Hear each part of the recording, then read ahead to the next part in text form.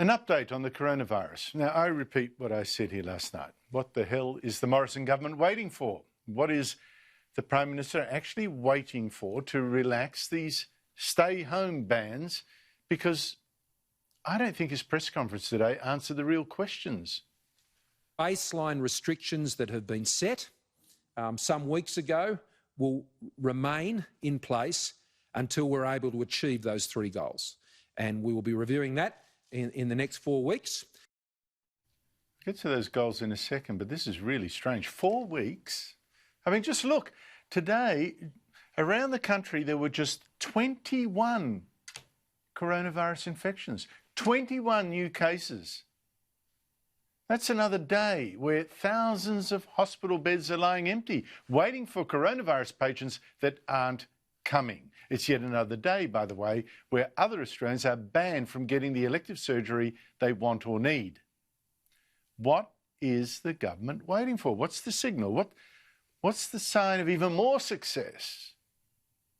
What are the state premiers waiting for too before ending some of these extreme bans, like on elective surgery, like on leaving your home, like on even visiting your children, like on sitting on a beach alone, and like on letting people gradually, and I mean gradually, not all at once, gradually get back to work. As I said last night, why is this a secret? The curve the government said we had to flatten is now as flat as a pancake. So tell us, Mr. Morrison, what is the success you now need to see? Now, we finally today did get a kind of answer of what he was looking for, but it just didn't cut it. The first of those is a more extensive surveillance, or sentinel as it's called, testing regime. The second part of that is ensuring that we have an even greater tracing capability than we have now. And the third area is that we need a local response capability. And we're seeing this in part right now in northwestern Tasmania, where we have an outbreak. The Australian Defence Forces, the AUSMAT teams working together with state authorities have been moving very quickly to contain that outbreak. The baseline restrictions that we have in place at the moment, there are no plans to change those for the next 4 weeks.